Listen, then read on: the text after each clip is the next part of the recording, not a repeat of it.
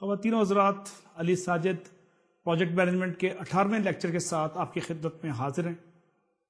اگر آپ ریکال کریں پچھلے لیکچر کو تو اس میں ہم نے ڈسکشن سٹارٹ کی تھی اور کنکلوڈ کی تھی پروجیکٹ کے پلاننگ کے 9 ایلیمنٹس پہ۔ آج ہم کچھ نئے موضوعات کو زیر بحث لائیں گے، جس میں سب سے پہلے سسٹم انٹیگریشن ہے، اس کے بعد پروجیکٹ کا ویلیو انالیسس ہے، اس کے ساتھ ساتھ ہم دیکھیں گے sorting out of the project کیا چیز ہے، hierarchical planning process and system کی کیا اہمیت ہے پلاننگ کے اندر، اور 2 سے 3 نئی چیزیں جو ایلیمنٹ کے تناظر میں دیکھی جا سکتی ہیں، وہ ہے project policy, standards and procedures. خواتین و حضرات، پروجیکٹ پلاننگ کا آج چوتھا لیکچر ہے۔ اس چوتھے سیشن میں ہم پروجیکٹ پلاننگ کے کچھ نئے موضوعات کے ساتھ ساتھ نئی جہت اور نئی سمت کا تعین بھی کریں گے۔ اس موقع پہ مجھے ایک بڑا مزیدار اور مشہور مصرع یاد آ رہا ہے کہ ایک پھول کا مضمون ہو تو 100 رنگ سے باندھوں۔ ہم پروجیکٹ پلاننگ کو مختلف حوالوں سے، مختلف تناظر میں، مختلف پس منظر میں، مختلف بیک گراؤنڈ میں، مختلف زاویوں کے ساتھ ساتھ ڈیفرنٹ اینگل کے ساتھ ریویو کر رہے ہیں اور دیکھ رہے ہیں کہ باریکیوں میں اور جزیات میں جب جائیں گے تو پروجیکٹ میں پرفیکشن آنے کے چانسز بڑھتے رہیں گے۔ اپنی گفتگو کو سٹارٹ کرنے سے پہلے باضابطہ طور پہ میں آپ کی خدمت میں گزارش کروں گا کہ پچھلے 3 لیکچرز کو دوبارہ دیکھیں تاکہ آج کی سٹنگ، آج کی نشست آپ کے ذہن میں رہے۔ اور آج کی جو نشست ہے پروجیکٹ پلاننگ کی چوتھی نشست، یہ کنٹینیوشن ہے پچھلے ٹاپکس کا اور ہم گفتگو کو جاری رکھیں گے۔ خواتین و حضرات، آپ نے محسوس کیا کہ اپنے اس سیریز آف لیکچرز کا سٹارٹ ہم نارملی پروجیکٹ کے حوالے سے انٹرنیشنل کوٹیشنز کے ساتھ سٹارٹ کرتے ہیں اور دیکھتے ہیں کہ مختلف لیڈرز نے، مختلف اسکالرز نے، مختلف دانشوروں نے پروجیکٹ کے حوالے سے جو گفتگو کی ہے یا جنرک گفتگو کی ہے، اس کو ہم اس پس منظر میں لا کے اچھی چیزوں کو کیسے اڈاپٹ کر سکتے ہیں، اچھے اصولوں کو کیسے پروجیکٹ مینجمنٹ کے اسالیب میں چینج کر کے اس کے قالب میں ڈھال کے کیسے فائدہ لے سکتے ہیں۔ پہلی جو ڈسکشن ہے میری آج، پہلی جو کوٹیشن ہے بڑی مزیدار سی اور بڑی دلچسپ، وہ ایک گمنام شخص کی ہے، انونیمس کی، اور یہ لٹریچر سے ریویو میں مجھے ملی ہے۔ موصوف کہتے ہیں، bite off more than you can chew then chew it, plan more than you can do then do it. اگلی جو اسٹیٹمنٹ ہے ہمارے پاس، a goal without a plan is just a wish. اگر آپ کے پاس کسی مقصد کے ساتھ ساتھ اس کو سپورٹ کرنے کے لیے اسٹرانگ پلان نہیں ہے تو یہ محض ایک مزیدار سی وشفل تھنکنگ ہے۔ یہ ایک حسین سپنا بھی ہو سکتا ہے، ایک مجذوب کی بڑھ بھی ہو سکتی ہے، ایک دیوانے کا خواب بھی ہو سکتا ہے۔ تو آپ کو اپنے گول کے حصول کے لیے بڑی سالڈ پلاننگ کرنی پڑتی ہے، ورنہ اس امر کا اندیشہ ہے، بلکہ کبھی احتمال ہے کہ آپ کا project and of the day کامیابی کا وہ سے ہمکنار نہ ہو سکے۔ تیسری جو اسٹیٹمنٹ ہے میرے پاس، یہ اسٹیٹمنٹ ہے ایک مغربی مفکر کی، اور وہ کہتے ہیں، make no little plans, they have no magic to stir men's blood, make big plans, aim high in hope and work. خواتین و حضرات، شوق کی منزل کے یہ مسافر جن کو ہم پروجیکٹ کے ٹیم ممبرز کہتے ہیں، اپنے میر کارواں کی نگرانی میں، اس کی لیڈرشپ میں بڑی ڈیٹیل ڈیلیبریشن کرتے ہیں، بہت جزیات میں جاتے ہیں، اور پروجیکٹ مینیجر کی کمٹمنٹ، اس کی ڈیووشن اور اس کی لگن پروجیکٹ کے ساتھ ایٹ لیسٹ پلاننگ سٹیج پہ ایک پروجیکٹ کو کامیابی سے ہمکنار کرنے کے لیے مین وجہ ہو سکتی ہے۔ اگلی جو لاسٹ اسٹیٹمنٹ ہے وہ پیٹر ڈرکر کی ہے۔ جیسا کہ آپ جانتے ہیں، پیٹر ڈرکر پچھلی صدی کا one of the best management guru, اور پیٹر ڈرکر پلاننگ کے کانٹیکسٹ میں کیا کہتے ہیں؟ موصوف کہتے ہیں، plans are only good intentions unless they immediately degenerate into hard work۔ اگر اس کے ساتھ پسینے کا اور خون کا ایلیمنٹ پلاننگ میں نہیں ہے تو وہ اینڈ آف دا ڈے کامیابی کا وہ دن نہیں دیکھ سکے گا۔ تو پیٹر ڈرکر کی اسٹیٹمنٹ سے واضح ہوتا ہے کہ محض پلاننگ اگر کاغذوں تک رہ جاتی ہے اور اس پہ عملی جمع پہنانے کی نوبت نہیں آتی تو پروجیکٹ کی کامیابی مشکوک تر ہو جاتی ہے۔ خواتین و حضرات، پلاننگ کی جب بات کرتے ہیں، پروجیکٹ پلاننگ کی، تو ہم پہلے بنیادی طور پہ پلاننگ کو ایک نئے حوالے سے دیکھتے ہیں کہ پلاننگ کیا چیز ہے۔ آج کے لیکچر میں، آج کے ڈسکشن میں میرے نزدیک پلاننگ کیا ہے؟ Planning is determining what needs to be done, when, by whom, in order to fulfill one's assigned responsibility. ایک شخص کو یا ایک گروپ کو جو ذمہ داری تجویز کر دی گئی ہے وہ کیسے، کیوں کر اور کب ممکن العمل ہوگی، یہ جناب پلاننگ کی ایک ڈیفینیشن میں آپ کی خدمت میں اور پیش کر رہا ہوں. اور اس نئی ڈیفینیشن کا جواز میں نے اس شعر سے لیا ہے جو کہ میں نے اس لیکچر کے شروع میں کہا تھا کہ ایک پھول کا مضمون ہو تو 100 رنگ سے باندھوں. تو ہم پلاننگ کو بھی مختلف حوالوں سے مختلف پس منظر میں دیکھ کے اس کی نئی جہت کی تلاش کر رہے ہیں تاکہ کامیابی کے ناکامی کے جو چانسز ہیں اس کو منیمائز کیا جا سکے. اگلی جو سٹیٹمنٹ ہے میرے پاس وہ ہے planning is primarily a management function. Purpose is to facilitate comprehension of the complex problems.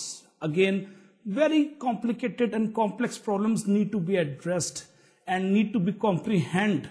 And primarily those are involving interacting factors. آپس میں جو ان کے فیکٹرز ہیں وہ ان کا انٹریکشن بہت زیادہ ہوتا ہے.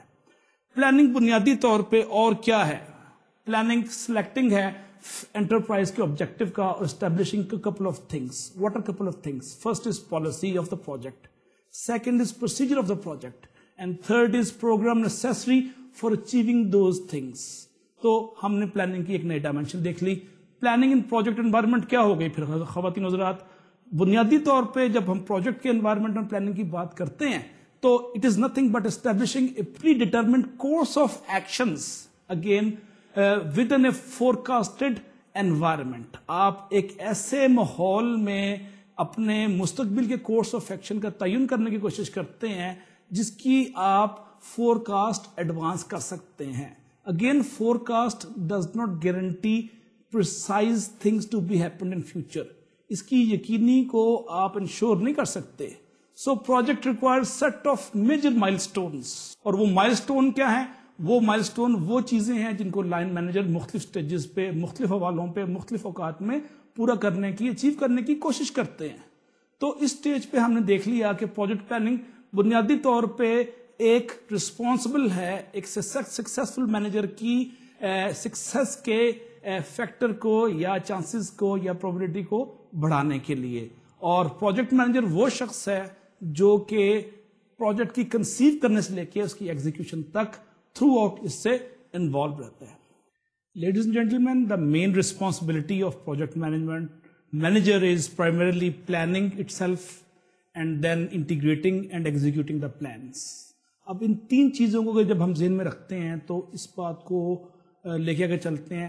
اور آپ اگر پچھلی کچھ ڈسکشنز ریکال کریں تو ہم نے اس بات کا بارہا اعادہ کیا کہ پروجیکٹ کا دورانیہ محدود ہے، اس کا ڈیوریشن فکس ہے. اس کے ساتھ ساتھ یہ بات بھی زیر بحث آتی رہی کہ پروجیکٹ کے وسائل لامحدود نہیں ہیں. We are running under constraints of money and time both. تو جب آپ کا دورانیہ محدود ہے، جب آپ کے پاس وسائل کم ہیں تو آپ کو اپنی تمام وسائل کی ترجیحات کا تعین کرنا پڑے گا. اس کے لیے this is important that you need to prioritize the limited resource of the project with a view to ascertain the probability of success. اب ان سب چیزوں کو جب آپ ہم یکجا کرتے ہیں تو یہ بات لازمی ہے کہ آپ ایک بڑا فارمل ڈاکومنٹ کریں، پروجیکٹ پلان، جس میں تمام ڈیٹیلز موجود ہوں. مختلف قسم کے فنکشنل یونٹ جو پروجیکٹ کے اندر کام کر رہے ہیں اس میں سے ہر فنکشنل مینیجر نے اکثر و بیشتر اپنے اپنے پروجیکٹ کے ایگزیکیوشن کے پلان بنائے ہوتے ہیں. اب پروجیکٹ مینیجر کا کام ہے کہ ان سب کو باہم یکجا کرے اور انٹیگریٹ کرے. سو انٹیگریشن ایک بڑا اسٹرانگ اور امپورٹنٹ آسپیکٹ ہے جو کہ پروجیکٹ مینیجر کرتا ہے. اور اگر وہ نہیں کرتا تو ہر آپ کا فنکشنل مینیجر اپنی 1.5 اینٹ کی مسجد الگ بنا کے اور اپنے حوالے سے، اپنی سوچ کو حوالے سے ایک پروجیکٹ کو ایک نیا رنگ اور نئی شیپ دینے کی کوشش کرے گا جو اوور آل فریم ورک میں غالباً فٹ نہ ہو پائے. سو یہ بڑا ضروری ہے کہ آپ جتنے فنکشنل مینیجرز ہیں ان کے کاموں کو باہم انٹیگریٹ کریں اور اس پہ نظر رکھیں. اور یہ انٹیگریشن بنیادی طور پہ ایگزیکیوشن کے ساتھ ساتھ پروجیکٹ مینیجر کا کام ہے. اب پلاننگ جیسے کہ آپ دیکھتے ہیں بنیادی طور پہ پروسیجرز اور آپ کے میتھڈز اور اسٹینڈرڈز کا نام ہے. اور پروجیکٹ مینیجر جب اس کو لے کے آگے چلتا ہے تو مجھے ایک شعر یاد آ رہا ہے کہ برطرز اندیشہ ہے سودے زیاں ہے زندگی، ہے کبھی جہاں اور کبھی تسلیم جہاں ہے زندگی. تو پروجیکٹ مینیجر کا بھی جو سلسلہ ہے روز و شب ہے وہ انہونے وسوسوں میں اور اندیشوں میں گزارا ہوتا ہے, اور اس کو بڑا پھونک پھونک کے قدم رکھنا پڑتا ہے. اور اس سٹیج پہ ضروری ہے کہ پروجیکٹ پلاننگ کے اندر وہ کچھ چیزوں کو امبیڈ کرے. وہ کیا چیزیں ہیں؟ پہلی چیزیں ہمارے پاس کہ he or she must ensure that project is flexible enough to accommodate any change at various stages, because every project is unique. Then the project planning must be disciplined through review and controls. آپ review کرتے رہیں اور مختلف controls کا mechanism adapt کرتے رہیں تاکہ آپ کے پاس پروجیکٹ پلاننگ میں ایک ڈسپلن آ سکے. تیسری ضروری چیز ہے ہمارے پاس, the project planning must be capable of accepting various kind of multifunctional inputs from the various stakeholders and various players. And next is project planning is primarily interactive and iterative process. Is performed throughout the life cycle of the project. یہ نہیں کہ planning کر لی اور آپ بیٹھ گئے اور خاموش ہو گئے. It is an iterative process. آپ اس کی فائن ٹیون, اس کی نوک پلک ساتھ ساتھ درست کرتے رہتے ہیں, لیکن of course through certain formalise mechanism, جس کو ہم نے چینج کا نام دیا, اور پچھلی ڈسکشن میں ہم نے اس کو تھوڑا سا زیر بحث لائے. آخری چیز ہے کہ پروجیکٹ پلان ایک ڈاکومنٹڈ پلان ہے جس میں ہر چیز کی جزیات کو آپ کور کر دیتے ہیں اور کمپریہنسولی اس کو ڈیفائن کرتے ہیں اور دیکھتے ہیں کہ اس نے کیا کرنا ہے. یہ پلان ہر پروجیکٹ پارٹیسپینٹ کے لیے اویلیبل ہے. Ladies and gentlemen, ہم دیکھتے ہیں کہ what are the basic reasons for project planning. First of all, the basic purpose is to eliminate and reduce the element of uncertainty. بے یقینی کے عمل کو منیمائز کرنے کا ایک بہترین طریقہ ہمارے پاس ایک مبسوط اور مربوط پروجیکٹ پلان ہے. Number 1. Number 2, we can improve the efficiency of operations at various tiers and various levels. تیسری ریزن ہمارے پاس ہے بیٹر انڈرسٹینڈنگ آف آبجیکٹیوز. آپ اپنے مقاصد کو بہترین طریقے سے سمجھ پاتے ہیں پروجیکٹ پلاننگ کے ساتھ. یا چوتھی ریزن ہے it provides basis for monitoring and controlling work. جو مختلف فیزز پہ مختلف حصوں میں پروجیکٹ کام ہو رہا ہے, آپ اس کو مانیٹر اور کنٹرول کر سکتے ہیں افیکٹو پروجیکٹ پلاننگ کے ساتھ ساتھ. خواتین و حضرات, if you recall the last lecture we discussed the 9 basic elements in the project planning, and the outcome and the final results will help you in 4 things. The first thing is you will be able to have a detailed budget planning, number 1. Number 2, you will be able to have complete scheduling, and number 3 is you would be in a position to have work plans, and number 4 is you could be effective as far as project management are concerned.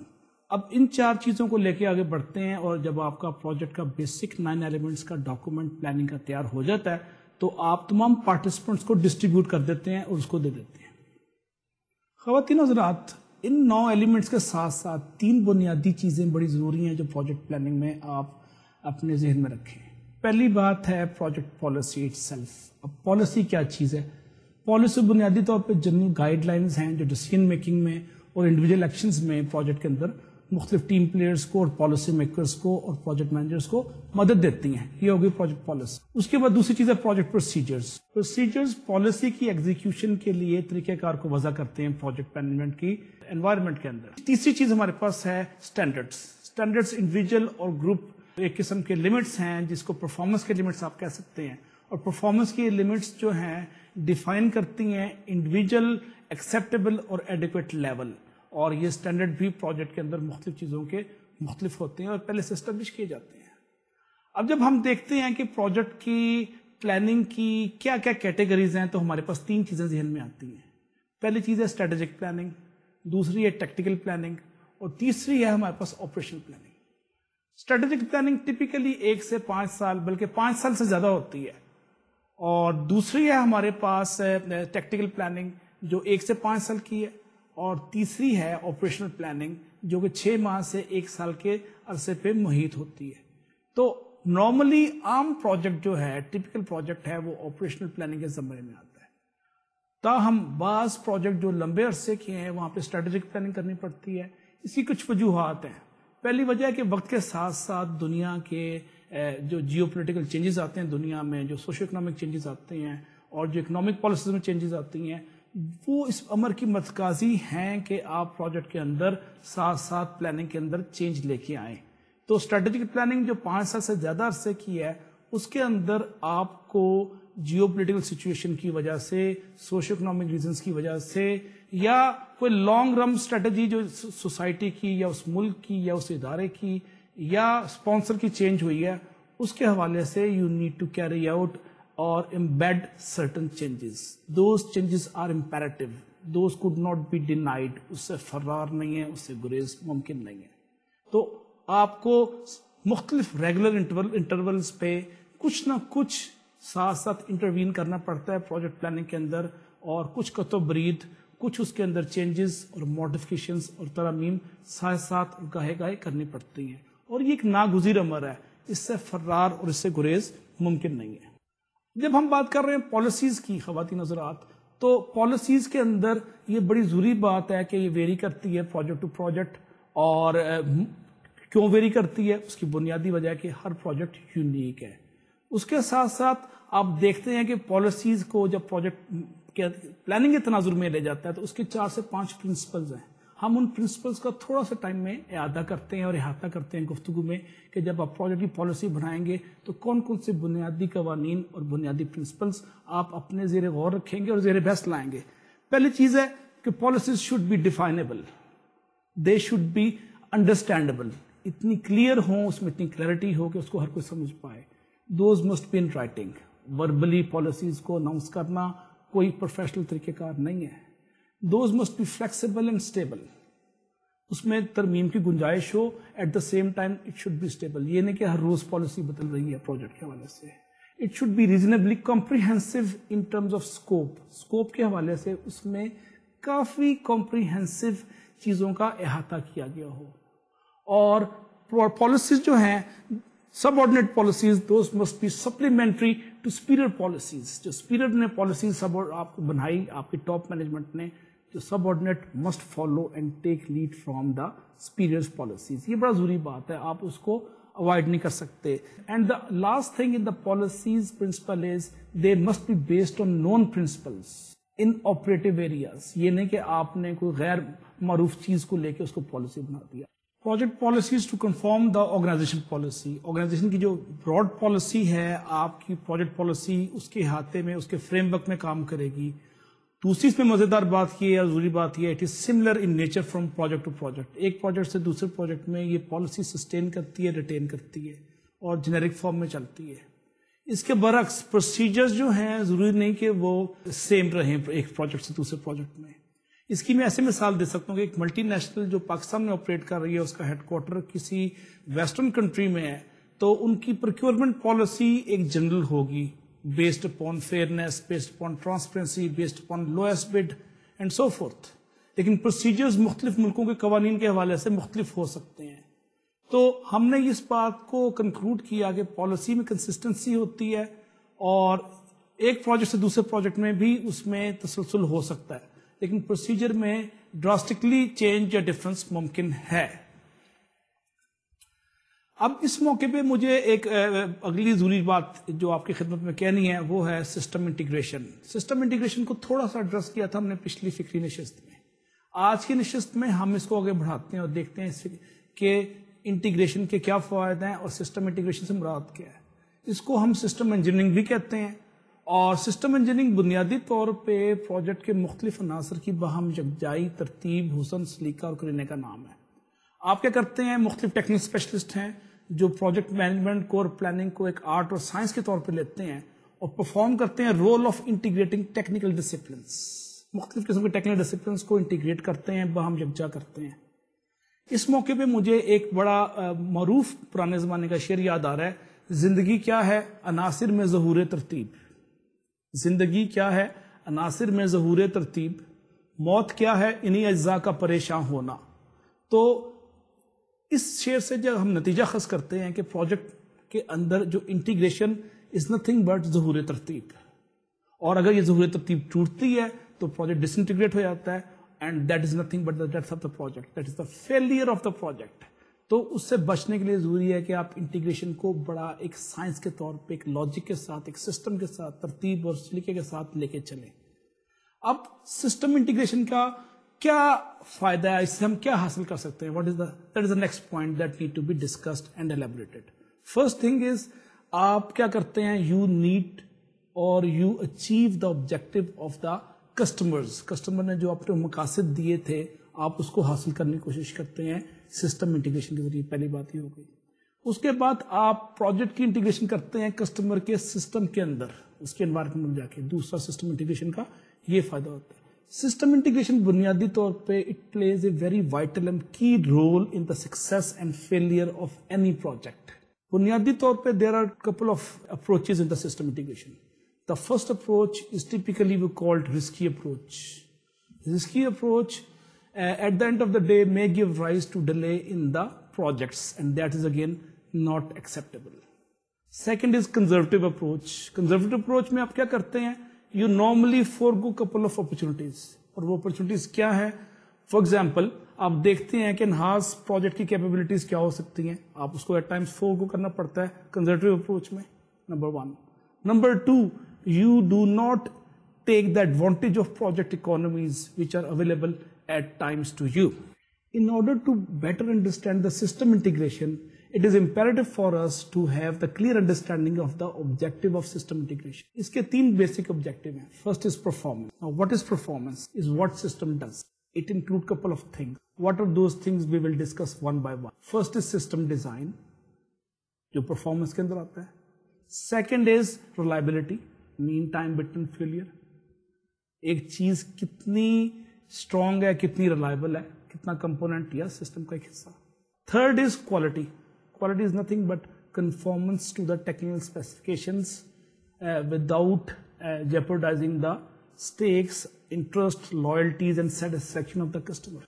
Next is maintainability آ جاتی ہے, اس کے بعد ریپیربلٹی آ جاتی ہے. اور یہ 5-6 جو میں نے آپ کو پرفارمنس کے اندر عوامل میں نے آپ کی خدمت میں پیش کی ہیں, those are interrelated, those are not separate, وہ جدا نہیں ہے, and though rather they are highly integrated اور انٹرلیٹڈ. اب system performance characteristics are subject to over اور انڈر ڈیزائن. آپ کے جو پرفارمنس کریکٹرسٹک سسٹم کے ہیں ان کا انحصار, ان کی بنیاد آپ کی ڈیزائننگ کیپیبلٹی پہ ہے. کبھی اوور ہو جاتی ہے, کبھی انڈر ہوتی ہے. اب جب آپ نے ڈیزائن کرنی ہے پرفارمنس کے اندر تو یہ ضروری ہے کہ آپ ڈیزائن کریں کسٹمر کی دی گئی پیرامیٹرز کے اندر. اس نے جو شرائط دی ہیں, جو اس نے ٹیکنیکل اسپیکس دی ہیں, جو اس نے پیرامیٹر ڈیفائن کیے ہیں, آپ کو اس کے اندر رہ کے ڈیزائن کرنا پڑے گا. سم ٹائمز آپ کی کیپیبلٹی جو ہے کسٹمر کی ریکوائرمنٹ سے زیادہ ہو جاتی ہے. It is better to give over specs after getting the consent from the customer. Customer سے آپ اس کی مرضی لے کے آپ بے شک اوور اسپیکس دے دیں. اس کا فائدہ کیا ہوگا, کیونکہ آپ کی کیپیسٹی اور کیپیبلٹی پہلے ہی زیادہ ہے ان اسپیکس کی نسبت, سو آپ کی سپیڈ لامحالہ تیز ہو جائے گی نمبر 1, اور آپ کے ایکسپینسز بھی کم ہو سکتے ہیں. پرفارمنس میں ایک ضروری چیز ہے جس کو آپ بطور خاص ذہن میں رکھیے, that is aesthetics, that is the appearance of the project. تو انٹیگریشن میں جب پرفارمنس کی بات کرتے ہیں تو آپ ایستھیٹکس کو اگنور نہیں کر سکتے. آپ کی انوائرمنٹ کی, ایمبینس کی خوبصورتی, تزئین, آرائش اور اس میں طریقہ اور سلیقہ, یہ سب ایستھیٹکس کے اندر رہتے ہیں. اور appearance must conform to the requirement given by the customer. تو ایستھیٹکس میں آپ کو کسٹمر کی ریکوائرمنٹس کو کنفارم کرنا لازمی ہے. جب ہم نے دوسری بات کی آبجیکٹیوز کی, سیکنڈ سٹیج پہ آبجیکٹیوز میں آ جاتا ہے افیکٹونیس, جس کو اردو میں مؤثر پن بھی کہہ سکتے ہیں. اب افیکٹونیس کیا چیز ہے, اس کے مقصد کیا ہے؟ Basic objective of effectiveness is to design individual component of system to achieve desired performance again in a very very optimal manner. ایک آپٹیمل مینر سے آپ سسٹم کی جو پرفارمنس کو کیسے بڑھا سکتے ہیں, یہ آپ کا مقصد ہو گیا. اور یہ مقصد آتا ہے ایک ہیڈنگ کے اندر جس کا نام ہے افیکٹونیس, اور افیکٹونیس ہے ایک آبجیکٹیو سسٹم انٹیگریشن کا. اس بات کو ذہن میں رکھیے گا. اب یہ جو افیکٹونیس کیسے حاصل کی جا سکتی ہے, there are couple of guidelines. ہم ان کو 1-2 گائیڈ لائنس کو باری باری ڈسکس کرتے ہیں. پہلا ہے design component must be there to optimise system performance, not the performance of subsystem. یعنی آپ کے ڈیزائن پیرامیٹر میں جو کمپوننٹ کے ڈیزائن کے حوالے سے ہو رہی ہے, آپ سب کمپوننٹ یا سب سسٹم کی بات نہ کریں بلکہ سسٹم کی پرفارمنس کی بڑھوتری یا انہانسمنٹ کی بات کریں. یہ پہلی بات ہو گئی. دوسری اس کی گائیڈ لائن ہے افیکٹونیس کو گین کرنے کے لیے، وہ ہے every component requirement must be traceable to one or more system requirement. اگر ٹریسبلٹی نہیں ہے تو you may be at loss, آپ گم سکتے ہیں، آپ اپنے پروجیکٹ کے مختلف ایشوز کو انٹیگریٹ کرنے کے قابل نہیں رہتے. تو سسٹم انٹیگریشن میں بنیادی چیز ہے کہ ٹریسبلٹی، اور ٹریسبلٹی جیسے بھی ہم نے دیکھا افیکٹونیس کے نیچے گائیڈ لائنز میں ایڈریس ہو گئی. اب تیسری چیز آتی ہے کاسٹ. کاسٹ کیا چیز ہے؟ In system integration it is a basic design parameter. It can be accumulated in several ways or several areas rather. For example, edit design cost can do couple of things. پہلا یہ ہے, it can decrease component cost, leaving performance and effectiveness otherwise unchanged. Second thing is it yield decrease production cost. اور project میں production cost کو reduce کرنا ایک بہت بڑی فتح ہے, اور مینیجر اس پہ بڑا پریسیشن لیتے ہیں اور اس کو بڑا ایک اس پہ کریڈٹ لیتے ہیں. تیسری چیز ہے project cost traded of against unit cost for material. اب ان دو تین پوائنٹس کو جو ہم نے کاسٹ میں کور کیے, اس کو اگر آپ ذہن میں رکھیں تو ہمارے پاس ایک نئی ڈیفینیشن آ رہی ہے, ایک نئی چیز آ رہی ہے جس کا نام ہے ویلیو انجینئرنگ, جس کو ویلیو انالیسس کہتے ہیں. ویلیو انالیسس یا value engineering, what does it entail? It simply examines couple of things. First of all, these cost trade-off. اس کے علاوہ is an important aspect of system integration. یہ value engineering ایک system integration کا بڑا بنیادی لوازمہ ہے, اس کو آپ انڈر ایسٹیمیٹ نہیں کر سکتے.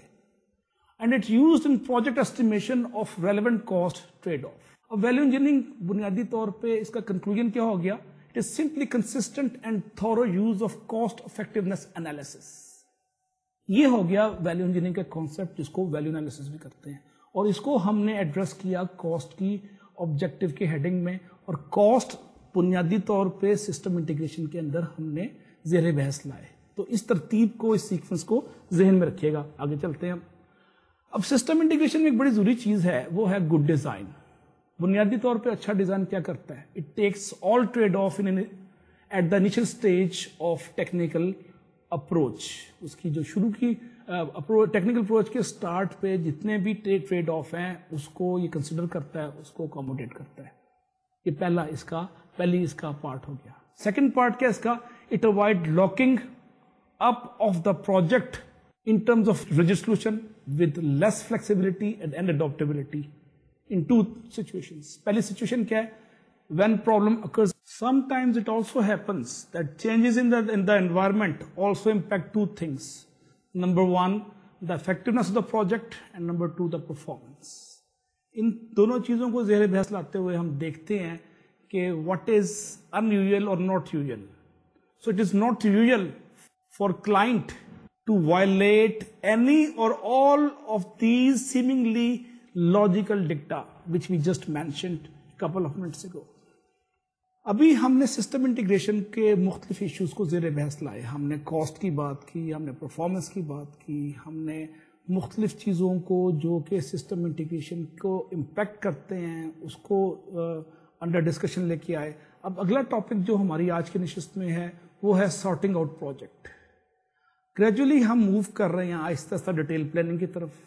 اس اسٹیج پہ آ کے کچھ سوال اٹھتے ہیں, and as a project manager you need to know couple of things. Number one, what is to be done, by whom and when, جو اس پروجیکٹ کی آج کی ڈسکشن میں ہم نے شروع میں آپ کی خدمت میں پیش کیا. تو اس میں ہم دیکھتے ہیں کہ all activities need to be completed and project must be precisely coordinated and deliberated with a couple of stakeholders. ان اسٹیک ہولڈرس کے ساتھ جب آپ ڈسکشن کرتے ہیں تو کچھ چیزیں اور زیر بحث آتی ہیں, کچھ چیزیں اور کھل کے سامنے آتی ہیں. اب آپ نے دیکھنا ہے when and where couple of things including resources are needed. پہلی چیز آپ کو زیر بحث یہ سکھلائیں گے. دوسرا ہے what is the correct amount of resources, money اور material at the various phase of the project. یہ پلاننگ کے اسٹیج پہ سارٹنگ آؤٹ میں آپ اس کو زیر بحث لائیں گے. There are two type of activities in the planning. The first is sequential. Sequential ہوتا ہے ترتیب سے, تسلسل کے ساتھ, جس کو آپ اگر آپ نے الیکٹریسٹی یا فزکس پڑھی ہے تو آپ کو ذہن میں ہوگا, اس کو سیریز بھی کہتے ہیں. جب تک مکان کی فاؤنڈیشنز نہیں بنیں گی دیواریں نہیں بن سکتی, جب تک دیواریں نہیں بنیں گی چھت نہیں بن سکتی. تو these are sequential activities. And there are a couple of activities which are not sequential, those are simultaneous or concurrent activities. इसकी कुछ मिसालें मकान की कंस्ट्रक्शन में ऐसे हो सकती हैं कि when everything is done, you can do the plaster, you can do the emulsion and paint, as at the same time you can do the various kind of electricity connections, internet connections, telephone connections. All those things could be done in parallel to each other. We can also call it parallel processing. We can also call it simultaneous activities. Ladies and gentlemen, in large project, in order to achieve the deadlines and the final end product on time and within cost, you need to require a couple of things. A great many things to happen. When and how they are supposed to happen, that is critical issue. For that matter, we sort out the project and we use simplified conceptual method to assist in sorting out and planning in detail as far as sorting out is. हम इसको step by step देखते हैं कि इसके क्या steps हैं, क्या इसकी स्टेजेस हैं जो कि सॉर्टिंग आउट में आपको मदद कर सकती हैं. To accomplish project several major activities need to be completed, ये बात तयशुदा है. तो हम सबसे पहले क्या करेंगे, हम सबसे पहले मेजर एक्टिविटीज को लिस्ट डाउन कर लेंगे और देखेंगे कि वो नेचुरली और नॉर्मली कैसे ऑकर होती हैं प्रोजेक्ट में, कैसे रूनुमा होती हैं, कैसे ज़हूर पजीर होती हैं. तो उनको तरतीब करते हैं एक नेचुरल ज़हूर पजीरी के एतबार से. पहला ये हो गया. आप उसको तरतीब में 2 से 20 के दरमियान आप अपना ब्रेक डाउन करते हैं उसको. ये नहीं कि जी आप 50 या 100 में कर देंगे. टिपिकली 2 मिनिमम और मैक्सिमम 20. अब ये कोई हार्ड एंड फास्ट रूल नहीं, कन्वेंशन है. अगर आप इससे ज़्यादा दूर जाएंगे तो नेटवर्क की इंफॉर्मेशन लेना मसला बन जाएगी. So it is not sacred limit, however, it is convention to remain within the range of 2 to 20. इस स्टेज पे आप कंफर्टेबली सॉर्ट आउट कर लेते हैं, शेड्यूल कर लेते हैं eight A given level of task aggregation. अगला स्टेप हमारे पास क्या है, जब हमने टास्क एग्रीगेशन के हवाले से लिमिट कर लिया मेजर एक्टिविटीज को और उनको एक नेचुरल ऑर्डर में ले आए. Next is to prepare network from this information available. It is difficult if number of major activities more than 20.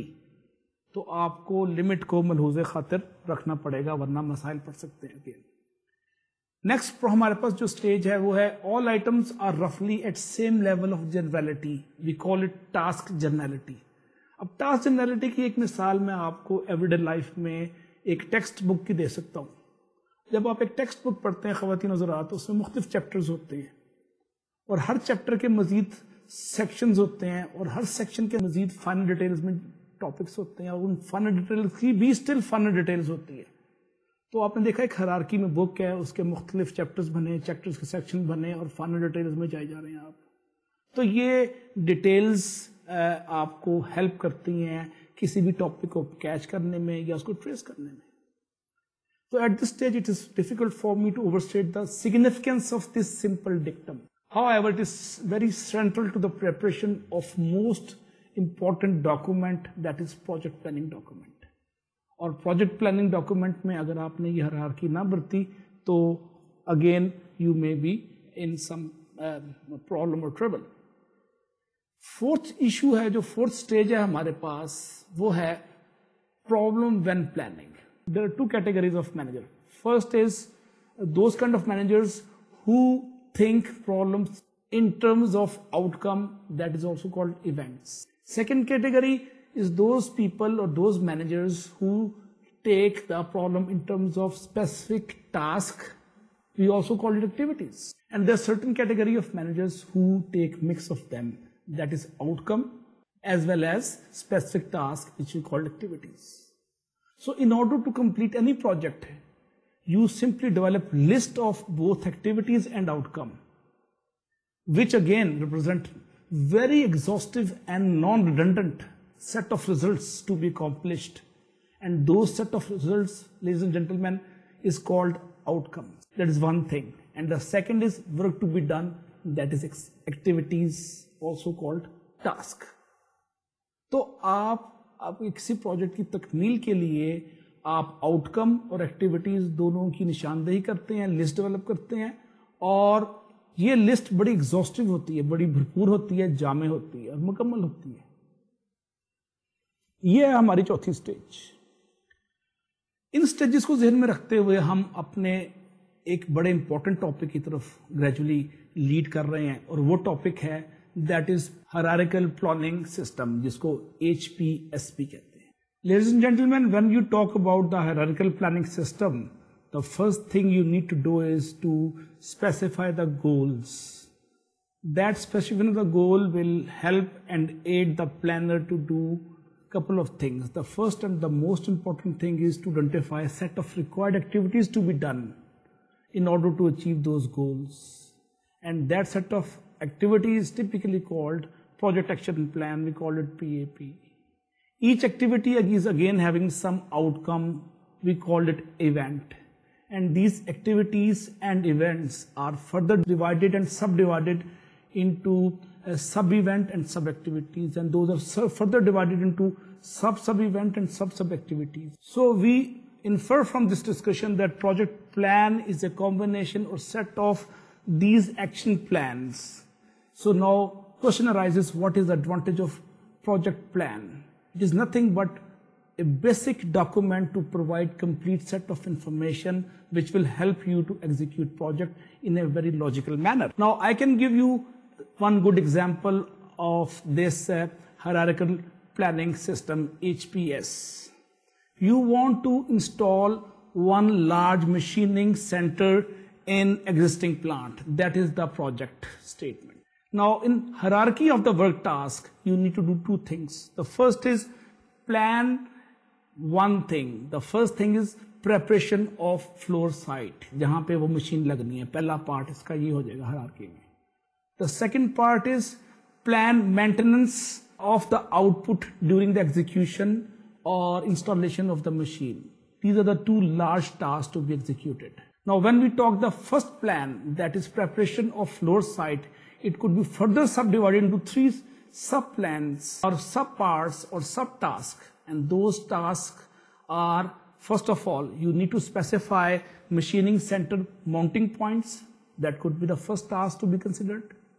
The second task to be considered is construction specs itself on plant and for the floor installations. And the third thing is present plan for the approval to the big boss. So these are the tasks or sub-tasks of the main task, which is out of two tasks, one task.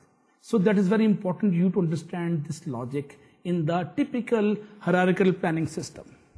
Action plan number 2 کی diagram میں آپ کے سامنے دے رہا ہوں. یہ virtual university میں ایک ٹیلنٹ ہنٹ ڈے ہے جس کو سیلیبریٹ کرنے کا ایکشن پلان آپ کے سامنے ہے. اس پلان میں آپ دیکھ رہے ہیں کہ مختلف کالمز بنے ہوئے ہیں. سٹیپس کا ذکر ہے, ریسپانسبلٹی کا ذکر ہے, ٹائم کا ذکر ہے, پریسیڈنس کا ذکر ہے اور ریسورسز کا ذکر ہے.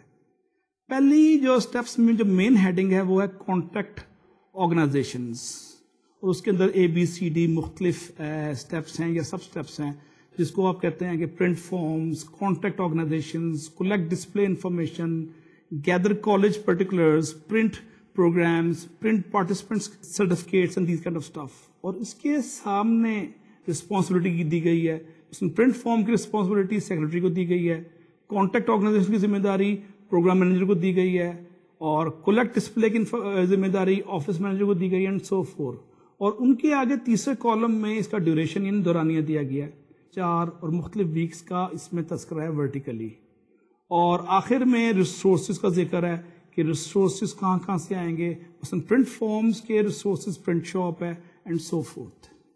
اس کا جو سیکنڈ سٹیپ آپ ڈایاگرام میں دیکھ رہے ہیں وہ ہے بینکویٹ اینڈ ریفریشمنٹ, ضیافت اور بعد میں جو تقریب ہوگی کھانے پینے کی, اس کے حوالے سے سب ٹاسک کا ذکر ہے. یہاں پہ سلیکٹ گیسٹ اسپیکر ہے, آرگنائز فوڈ ہے, آرگنائز ٹی ہے, اور دین آرگنائز ریفریشمنٹ ہے. اور اس کے پیرلل آپ نے رسپانسبلٹی کا ذکر کیا ہے کہ رسپانسبلٹی کس کس کی ہے, ڈائریکٹر کی ہے, پروگرام مینیجر کی ہے, اور کتنے دورانیہ اس کا کتنا ویکس ایڈوانس آپ نے کام کرنا ہے, اور ذمہ داری کا تعین کے ساتھ ساتھ ریسورسز ہے کہ ریسورسز کہاں کہاں سے آئیں گے. یہ ہے سیکنڈ ہیڈنگ آپ کے پاس. ورچوئل یونیورسٹی کا ٹیلنٹ ہنٹ ڈے کے جو ایکشن پلان ہے اس کی تیسری ہیڈنگ جیسے کہ آپ اسکرین پہ دیکھ رہے ہیں, it pertains to publicity and promotion. اس کے اندر آپ دیکھیں A to G ہمارے پاس مختلف قسم کے سٹیپس اور سب سٹیپس ہیں. پہلا سٹیپ ہے ہمارے پاس سینڈ انویٹیشن, اور اس کی رسپانسبلٹی گریجویٹ اسسٹنٹ پہ دی گئی ہے. ٹائم کا دورانیہ 2 ہفتے پہلے ہے, اور ریسورسز اس کے لیے چاہیے ورڈ پروسیسرز. آپ دیکھیں کتنی جزیات اور ڈیٹیل میں جا رہے ہیں ایکشن پلاننگ کے اندر, اور ایسی ڈیٹیل آپ سے درکار ہوگی جب آپ پلاننگ کریں گے پروجیکٹ کی. اس کا سیکنڈ پارٹ ہے وہ ہے سب سیٹ کا, وہ ہے آرگنائز گفٹ سرٹیفکیٹ. یہ بھی ذمہ داری کا تعین گریجویٹ اسسٹنٹ کو دیا گیا ہے 5.5 weeks. Arrange banner again graduate assistant اس کا ذمہ دار ہے, اور یہ پرنٹ شاپ سے بینر ارینج ہوں گے. کانٹیکٹ فیکلٹی, یہ چونکہ بڑا کام ہے تو پروگرام مینیجر اس کو خود اپنے ہاتھ سے کرے گا. Advertise in the local newspaper, یہ سیکرٹری کا کام ہے. Class announcements and organize posters, اس کی ذمہ داریاں نیوز پیپر, رجسٹرار آفس اور پرنٹ شاپ سے ریسپیکٹیولی دی گئی ہیں. چوتھی جو ہیڈنگ ہے ایکشن پلان کی ورچوئل یونیورسٹی کے ٹیلنٹ ہنٹ ڈے کے پلان کے حوالے سے, جو پارشل ایکشن پلان ہے اس میں آخری اور چوتھی ہیڈنگ ہمارے پاس ہے فیسلٹیز کی. You need to arrange facility for event and that is sole responsibility of project manager, and then you also required to provide transport materials and that is the sole responsibility of office managers. اور اس کی resources اور precedence بھی آپ کو اس کے آگے نظر آ رہی ہے. یہ ہم نے دیکھ لیا سیکنڈ فگر. تیسری جو ہمارے پاس آ رہی ہے ٹی ڈائیگرام کی representation in the from HPS, وہ آتی ہے گزنتو چارٹ. گزنتو چارٹ بھی HPS کی ایک اچھی ریپرزنٹیشن ہے. ایک اٹالین سوشل سائنٹسٹ نے کے نام پہ اس کو رکھا گیا, اور اس میں فگر نمبر 3 میں آپ دیکھ رہے ہیں کہ ایک ٹپیکل گزنتو چارٹ بائی ٹوائے بس کی آگے ڈیٹیل دی گئی ہے, اس کی ہیرارکیز, اس کی مختلف سٹیپس اور سب سٹیپس ایٹ ویریس لیول کا اظہار یہاں پہ کیا گیا. اس فگر میں آپ دیکھ رہے ہیں کہ ٹاپ پہ ٹوائے بس جو ہے وہ اسمبل ہو کے پڑی ہے, اور اس کا انہوں نے نمبر دے دیا لیول 0 پہ, اور کیس لاٹ بھی دیا گیا آگے. اس کے نیچے اس کے 3 حصے ہیں, اور لیول 1 پہ آپ نے پیکنگ کیس رکھا. لیول 1 پہ جو سیکنڈ کمپوننٹ ہے وہ ہے ٹوائے بس پیکج, اینڈ تھرڈ ہے کیس لیبل, اور سب کے نمبر آپ دیکھ رہے ہیں اسکرین پر نظر آ رہے ہیں. ٹوائے بس پیکج کے مزید 2 کیٹیگریز ہیں, مزید 2 اس کے کمپوننٹس ہیں. آپ اس کو 2 ٹاسک کہہ سکتے ہیں لیول 2 پہ, اور یہ ہے ٹوائے بس اور بس باکس. بس باکس اور ٹوائے بس کے بعد ٹوائے بس کا مزید 2 حصے تک آپ کو نظر آ رہے ہیں. یہ اسی طرح جو میں نے بھی آپ کو آج کی مثال میں دیا تھا کہ ایک مشیننگ کے اندر مشیننگ سینٹر میں آپ نے فلور پہ ایک نئی مشین ایڈ کرنی ہے, اس کے بھی 3-4 حصے میں نے آپ کو بتائے تھے.